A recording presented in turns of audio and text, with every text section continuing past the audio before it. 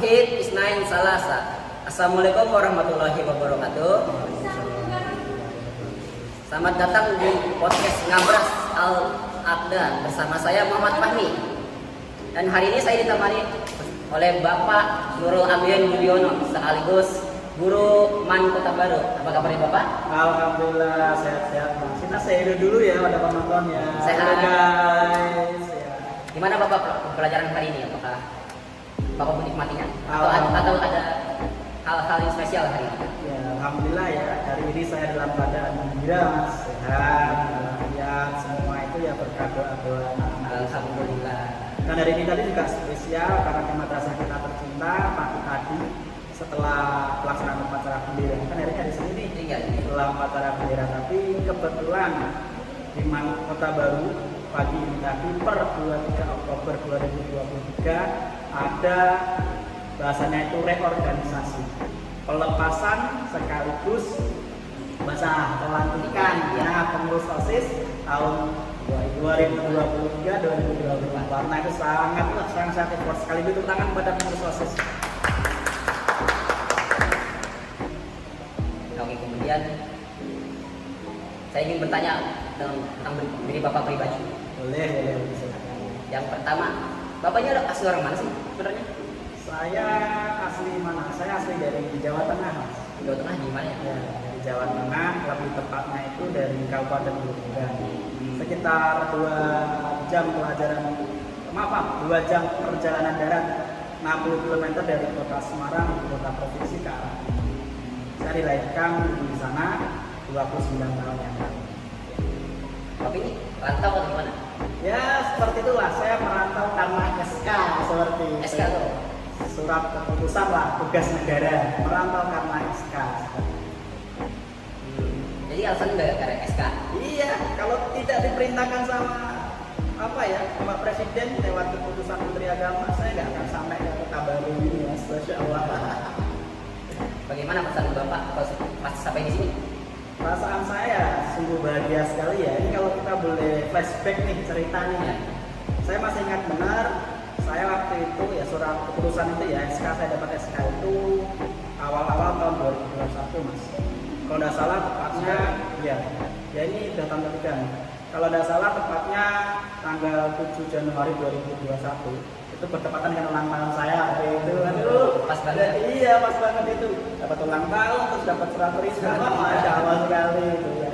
Tanggal 7 itu ada surat masuk pengumuman bahwa saya ini ditempatkan di Madrasah Aliyah Negeri Kota Baru Provinsi Kalimantan Selatan.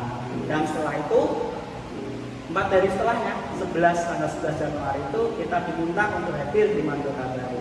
Ya di 4 hari itu ya kita coba searching gitu, karena kan saya orang Jawa Tengah tadi lah, dan saya juga belum pernah ada bahasanya pengalaman merantau sampai Kalimantan. Cuma kami waktu sekolah dulu ya ada kawan-kawan dari Kalimantan, orang Banjar lah, ulun-ulun pian-pian itu kita sudah pernah dapat bahasa itu, kan banyak ya udah paham. Kita searching lah di Google itu MAN Kota Baru, Masya Allah ternyata itu sekolah 3 taman dulu, hebat itu. Terus satu-satunya madrasah di Kabupaten Kota Baru dan lokasinya juga nggak jauh dari pusat pemerintahan. Ya saya sangat senang sekali. Dan saya niatkan waktu itu kesini tuh ya selain tapi karena SK, karena tugas seperti dulu, saya juga niatkan untuk belajar karena hal baru seperti ini. Apakah ada suasana baru yang dari kampung sana? Apakah berbeda di sini? Kalau beda ya jelas beda ya, karena kalau tempat saya kan lebih ke homogen, Mas. Artinya tuh ya diisi oleh satu suku bangsa lah. Nah, kalau di sini ternyata tuh heterogen itu. Bahkan ketika kita datang itu saya dibilangin sama salah satu guru itu bilang, ternyata Kabupaten Kota Baru itu layaknya TMI, Mas. Taman Mini Indonesia Indah yang ada di Jakarta. Kok bisa saya tanya seperti itu pada waktu? Ya karena di situ semua suku bangsa itu ada, agama itu ada ya. Setelah 3 tahun memang benar itu terbukti, memang di sini tuh banyak sekali beragam-ragam itu. Nah, suasananya juga agak jauh beda karena memang kami juga dari kampung, Mas. Jangan salah, walaupun saya dari Jawa ya, kan orang kami kan Jawa itu bahasanya itu lebih maju daripada yang lain kan, karena ada Misalnya orang Jawa tuh Jakarta tuh pasti. Iya, ternyata kan saya juga dari daerah, Mas. Dari desa juga, saya juga orang desa juga, orang kampung juga. Makanya suasananya ya kayak di sini kita flashback, Mas. Flashback mengenai masa kecil dulu, waktu di kampung sana, waktu di desa. Ya itu aja. Alhamdulillah proses bahasanya itu kami tidak mengalami kesulitan untuk beradaptasi di sini. Ya itu Mas. Nah, mungkin Bang bisa sharing, sampaikan pada Kak, sharing pengalaman Bapak kenapa bisa jadi guru. Oh, sharing jadi guru ya lah. Bentar, sharing bisa jadi guru ya. Kan ini Mas, wah saya ada pengalaman yang paling tidak mengenakan ya Mas. Tahu Bapak? Kebetulan kan orang tua saya kan juga guru. Guru, tahu ya? Orang tua saya juga guru. Waktu kecil kami tuh sering diajak orang tua untuk ke sekolah tempat bapak mengajar. Bukan bapak yang mengajar kami. Pengalaman tidak mengenakannya itu waktu pulang ternyata ini yang ada di ingatan saya pada waktu itu ya. Yang nanti juga menjadi bahasanya saya juga nggak pengen jadi yang seperti itu. Yaitu ketika umur 4 tahun kalau tidak salah pulang dari tempat bapak ngajar itu kan agak jauh juga nih lokasi tempat bapak ngajar sama rumah kamu waktu itu. Di jalan itu tiba-tiba dihadang oleh orang Parubaya. Kenapa? Ya dihadang. Ya nggak tahu entah begal entah paling murid. Saya juga nggak tahu. Bahkan patahnya seingat saya itu kita dihadang orang. Dia pakai sajam gitu. Nah itu yang terkenal kan? Ya nggak tahu juga. Mungkin bahasa sekali bahasa begal itu tahun berapa ya? Saya masih 4 tahun sekitar tahun 97-98 Mas. Nggak salah ya 98 itu lah. Dari situ terus kenangan saya kok nggak enak bener ya jadi guru ya.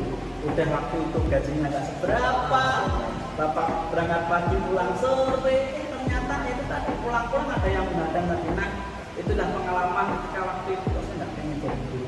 Tapi ternyata qadarullah berkata lain Mas. Ternyata Allah menggariskan kaki saya itu lain. Ternyata itu tadi saya kuliahkan orang tua saya di jurusan pendidikan yang mau nggak mau jadi guru dong. Sebenarnya aku itu ya gejolaknya kami itu nggak pengen karena itu di kenangan kecil tadi kan nggak bisa hilang tuh. Waktu kecil kan nggak bisa hilang gitu, jelas nggak bisa hilang. Tapi kenyataannya tadi kami diminta orang tua kuliah pendidikan yang nanti tujuannya yang mau nggak mau jadi guru. Pertama ya kami sekolah kuliah mencari ilmu di pendidikan itu juga apa ya bahasanya itu kalau bahasa orang Jawa itu aras-arasan Mas. Nah, aras-arasan ya, kalau sini itu koler. Nah, bahasa itu koler, lapang koler lah. Alas ya. Ya, alas ya karena nggak sesuai dengan passion kita loh, aras-arasan. Nah, saya mulai menemukan dan mulai bahasa kerennya itu mau lah bahwa ini takdir saya itu mau mensyukuri ini takdir saya itu ketika saya PPL Mas. Ya mungkin kamu tahu lah, mungkin ada guru yang pernah PPL cuman kayaknya seperti itu. Waktu PPL itu baru, ternyata yang kenangan dulu itu hilang begitu saja. Yang nikmat ternyata di guru. Saya waktu itu PPL di salah satu madrasah aliyah juga di Kota Magelang di Jawa Tengah di bawah Gunung Sumbing atau Gunung Sindoro saya lupa. Namanya satu Kota Magelang. Yang di sana saya menemukan guru-guru hebat di sana yang menjadi guru pamong saya. Jadi ternyata nikmatnya guru itu ya tadi tidak serta merta gaji yang banyak, terus pulangnya lambat, perginya atau berangkatnya pagi. Ternyata enggak itu semua. Ternyata apa coba? Nikmatnya itu kita bisa mengajar, bisa melihat anak didik kita ya seperti itu. Bahkan kata Kiai Haji Maimun Zubair almarhum, beliau bilang mengajar itu jadikan sebagai bahan rihlah. Rihlah itu apa? Wisata. Healing lah, healing. Dari ngajar itu healing. Nah dari situ saya mulai senang dan mulai nyaman dan ini menjadi takdir saya. Ternyata emang ya kita nikmat seperti itu. Gak melihat gajinya, gak melihat jam kerjanya, tapi melihat kamu tertawa di kelas, bahasanya itu bisa bercanda-bercanda di kelas, itu nikmat sekali. Apalagi melihat anak didik itu bahasanya itu bisa kita kembangkan juara dan enggak berprestasi bahasanya itu sangat senang sekali teman. Ya mungkin itulah bahasanya yang bisa saya bagi sedikit sharing kenapa bisa jadi guru. Bapak kan guru bahasa Arab ya? Iya kebetulan seperti karena emang di SK yang saya diminta untuk jadi guru bahasa Arab. Kenapa nih jadi guru bahasa Arab dan guru-guru yang lain? Nah itu juga sama Mas membeli ke tadi. Ya karena memang itu orang tua saya yang pengen, mama terutama. Coba lah itu paksa. Nah ya itu tadi saya bilang tadi anak juga anak terpaksa juga makanya tadi. Tapi anak-anak yang terpaksa itu hilang ketika saya sudah masuk PPL tadi. Bayangkan Mas, bahasa Arab kan pelajarannya mungkin bagi anak-anak susah ya, betul ya susah ya, kamu maklum susah ya. Susah ya baru. Ya itu tapi kita nggak tahu kenapa waktu itu mama itu pengennya saya itu kuliah di jurusan bahasa Arab, ya pendidikan bahasa Arab lah jurusan saya di PBA. Mungkin di sana kawan-kawan dari jurusan PBA mungkin tahu lah pendidikan bahasa Arab itu seperti apa. Ya itu orang tua yang pengen Nah, ketika ya itu proses saya belajar itu ya saya menemukan itu mas. Saya kan dulu kan ikut aktif juga di berbagai kegiatan-kegiatan itu. Waktu kami dengan kelompok kami itu kami sharing-sharing, saya tuh baca tiba-tiba itu sebuah hadis pendek itu lah yang bunyinya seperti ini kalau nggak salah mas. Ridho fi ridho walidaini, asal tawa misal walidaini, artinya itu ridhonya Allah terhadap orang tua. Oke, begitu sebaliknya kan. Nah, ya saya nikmati seperti itu mas. Akhirnya ya itu alhamdulillah jadi guru bahasa Arab ya. Semoga ini jadi jalan terbaik untuk saya. Amin. Ya gitu mas. Minum dulu Pak. Oh minum ya, terima kasih ya. Capek. Iya. Kamu juga sambil minum.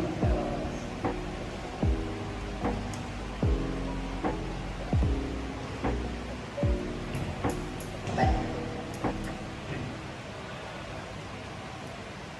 Oke, baik, kita lanjutkan pertanyaan terakhir. Oke. Apakah ada pesan-pesan untuk murid-murid di sini terutama kelas agama 2, 11 agama 2? Pesan ya. Pesan. Oke, buat anak-anakku di sana. Kelas 11 agama 2 khususnya ya. Dan umumnya anak-anak di Kota Baru. Coba kalian masuk ke kelas kami. Di kelas kami itu di belakang itu ada spanduk, ada banner bertuliskan laulal murabbi ma araftu rabbi. Ya kan Mas? Ya. Tanpa guruku saya tidak akan mengenal Tuhanku. Artinya apa? Itu pesan. Ada pesan di sana yang waktu itu yang hendak kami anak-anak 11 agama itu sampaikan kepada semuanya. Artinya apa? Adab, dan adab. Karena apa? Tanpa guru kita tidak akan mengenal Tuhan kita. Artinya itu apa? Adab didahulukan daripada ilmu. Al-adabu fauqal ilm. Adab itu di atas ilmu. Tapi ingat, orang dikatakan beradab itu dia pasti harus bahasanya itu harus punya ilmunya dulu. Gak mungkin dia dikatakan beradab tanpa dia memiliki ilmu. Makanya harus seimbang gitu Mas. Apalagi ada satu pesan dari Imam Syafi'i. Saya kan sering cerita ya Mas. Saya itu ya fans bener ya. Pencinta Imam Syafi'i. Oke, pencinta Imam Syafi'i. Beliau dalam bahasanya itu, dalam kalimatnya, dalam bukunya, dalam makalahnya pernah bilang, laisal mar'u yulatu aliman. Kita itu disuruh ta'lim, disuruh belajar, dan belajar. Karena apa? Laisal mar'u yulatu, tiada seorang pun di sana yang dilahirkan dalam keadaan yang alim. Nah, kalau kalian pengen jadi orang yang alim, orang yang punya ilmu, belajar. Karena apa? Tidak ada torekoh yang paling bagus untuk para pencari ilmu melainkan dia torekoh ta'lim wa ta'alim. Nah, itu pesan dari saya Mas.